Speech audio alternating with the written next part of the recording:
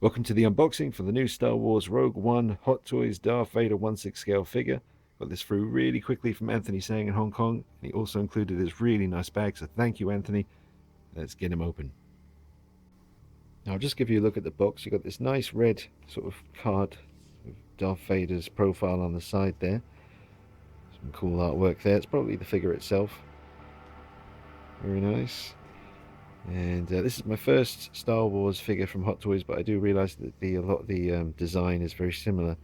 This is a nice kind of chrome silver effect, sort of shoebox design. Let's have a look at the credits if you want to. All right, lift up the flap. Oh, I got it, I got it, I got it, I got it. Oh wow, that's nice. Damn, I did not know that was didn't know that was going to be there. I mean, there's usually a nice inlay card with some cool artwork, but that looks particularly nice. Look at that. There's some cool artwork. Very nice indeed. Alright, let's lift up the flap. Rise. Now this is my first 1/6 scale Vader, so I do know that the New Hope version that came out a little while ago from Hot Toys, the hand setup on that one was like, this was kind of like a fake leather that would come across and overlap onto a plastic hand. But this time these are all hard plastic hands, including the whole sort of upper part of the glove there. It's all one piece, so there won't be much movement in the wrists, I'm assuming, but it is a different setup this time. And to be honest, if I had to choose between the Velcro fake leather setup of the New Hope version and these, I'd take the lack of articulation in the wrists and I'd go with the complete hard plastic glove. I just think that'll be easier to work with.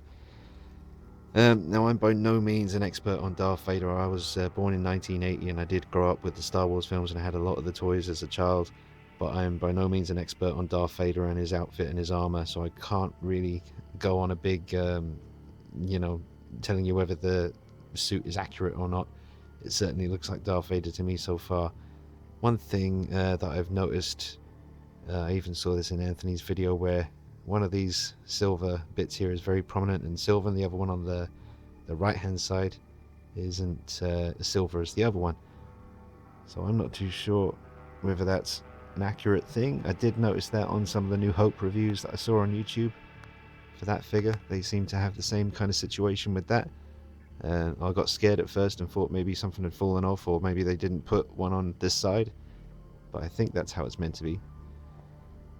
But yeah, oh, and one thing, I took this out and I had a look. Not really too keen on the lightsaber blade. I know it didn't light up, and I knew that going in, and I didn't mind that because it's a bit of a pain in the ass. And they never really look that great to me when they're lit up anyway, unless it's one of the, was it Mark Oldfield? His lightsabers were incredible, custom jobs.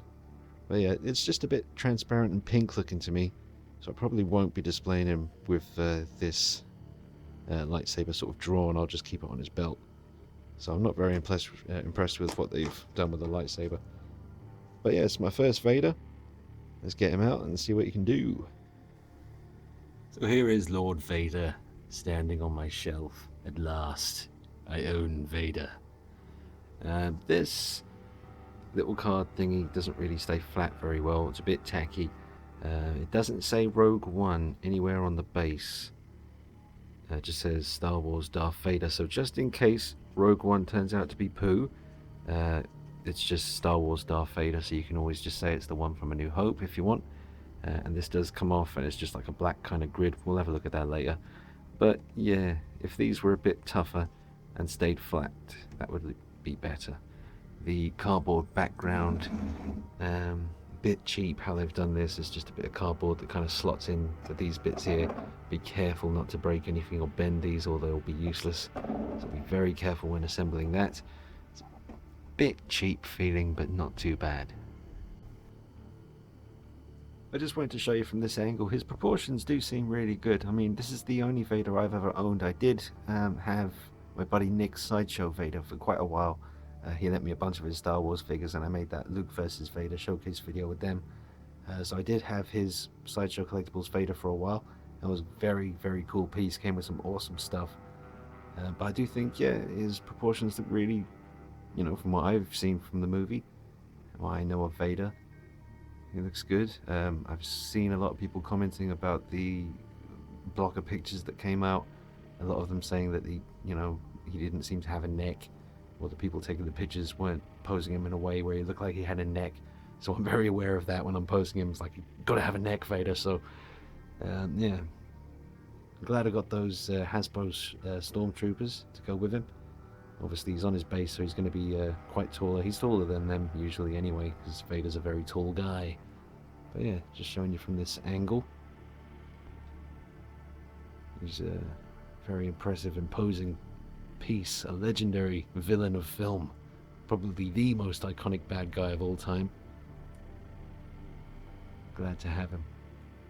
There's another iconic bad guy of all time just standing over there. I was very keen to have a look at these instructions because I've heard the horror stories about how difficult it was to get the batteries into the New Hope version and to keep that going, taking off all the outfit and stuff. So I'll just show you. You can always pause this and have a read. But this seems to be how the batteries are working, for the lights at least. I'm not sure about the voice and the breathing and all that stuff, but I'll just let you have a look at all these little sections, and you can pause it and read at your leisure. Let's just flip this over. What else we got here? So yeah, that's just wielding the lightsaber. What does that say down there? Let's just zoom in. There you go. And we've got this bit. You can read that. Have a little pause. So yeah, I thought this guy came with some kind of extra bit for his base that you press a button and make him breathe and stuff. I don't know how this is going to work. I'm going to have to take some time, guys, and see how this all goes together. So I'll get back to you in a minute. Sorry, just coming back again. Maybe there isn't a feature to have him breathing and doing the voice samples anymore, because I honestly can't see anything on the instructions about that. I do remember seeing the ad that Hot Toys put out with all the, the nice sort of showcase stuff and doing all the breathing and the different samples from the movie where he's saying stuff. But I can't see anything about that here. Maybe that's something they ditched, and they just decided to have his belt light up. So I don't know. Interesting. Pretty sure he was supposed to talk. I don't care anyway. I never would have bothered with that. But at least I guess if that is the case, all you have to worry about is just putting the batteries into his little section on his belt there to get that to light up. And I think that's it. Could be wrong. I'll let you know. So I just thought I'd see about changing these hands over, and this came off pretty easily, but the peg is buried deep where the wrist usually would be. It's very hard to get in there. That's quite deep, and you'd have to use like a pliers or something to pull that out. That is not going to be fun. And then I went into the rest of the hands, and I thought, you know what, maybe each hand has a peg, but they don't. There's the initial pegs that are on him as he comes, and then you get the little packet of spare wrist pegs, but the hands that are in the big clam tray with the rest of the hands, they don't have pegs. So that's a bit scary, and that puts me off wanting to change the hands around. So that's probably worth telling you. Yeah, might not be so hard to get that out. Well, I don't see how that's going to be easy. It's pretty deep in there. I'll have to, like I say, I'll get some pliers and some way, maybe heat it up first and see if I can just pull that out. Should be easy enough, but a bit of a pain in the arse every time you want to change the hands around. Bad Vader. I just wanted to shine the light right in his face and let you see that they have done the kind of red lenses. It's very dark, but they have actually done that, and I've heard that that is movie accurate, so that's cool. So you've got your red lenses. And the helmet is very nice. Apparently this is a bit of a new attempt by Hot Toys. Apparently it's a new body as well. Let me just turn that off. Actually, there's a red option on this, which will suit Vader quite well. Just pop that underneath him. That looks pretty sweet. A little light down there. But yeah, I'm very impressed so far. Look at that. Wow. Those stormtroopers really set him off a treat. I'll just show you this base option that you have. It's a bit flimsy. It's not thick or anything, and as I said before, I do find when you lay it down it does tend to curl up at the edges and kind of kill the illusion. But it is a nice option. and I guess you could use that for something else if you wanted to. But nice option, but I'm probably just going to be going with the plain black base, and the surface of the base doesn't seem to scratch too easy, so that's quite nice. Yeah, I really wish the card for the backdrop was thicker and just tougher. It kind of has that horrible bend straight out of the box. I might be able to straighten it out later, but it just kind of makes me think it looks cheap and silly. So you can see that kind of warped kind of look it has. Yeah. So first impressions are really, really strong. I think it's a fantastic looking figure. I don't really like the way you have to really, you know, pull that wrist peg out of the hand there. That's not going to be fun. Oops, just dropped that. But yeah, it looks fantastic. And I'm still a bit confused about the whole voice thing and the breathing sounds, because I heard that that was what we were going to be getting, but maybe they changed their minds along the, maybe to keep the price down. I'm not sure. I am happy that the base just says Star Wars Darth Vader and not Rogue One, like I say, just in case the film doesn't turn out to be all that great. Although I think it, you know, it should be alright. I mean, Gareth Edwards, the guy who's directing it, I've liked his stuff so far. He's a capable lad. So yeah, I'll get the True Light review happening straight away after filming this. I'll pop out in the garden, we'll get that done. So you'll have this unboxing and a True Light review, and I'll try and get some more stuff out to you today as well. Obviously the review, showcase stuff, it's all on the way. So thanks for watching, guys. Very strong first impressions with him. I will just say all the material on his clothing is really expensive feeling. However, it is that kind of material where any rough skin on your fingers catches in it straight away. It's like that kind of Tony May Man of Steel cape situation. That's a lovely material, but it always catches in my fingers, and that is very much the case with Vader. So I've just put the alternative side to the backdrop behind him, the Death Star from Rogue One. It looks pretty cool. Obviously I've got my little red light down here pointing up at him just to kind of enhance it a bit. I wish the backdrop was a bit wider, but it's certainly better than nothing. I do hope Hot Toys continue to give us these backdrops with the figures. They seem to be doing that with the Suicide Squad collection and the Daredevil figure that's coming out as well. So hopefully they'll continue to do that. So it is very nice. Nice touch. Yeah, I'm really not mad keen on the lightsaber. The actual hilt is fine, very nice detail, really well painted, but the actual, let's just call it a blade for the sake of wondering what the hell to call it, but the, you know, extending part that hurts people.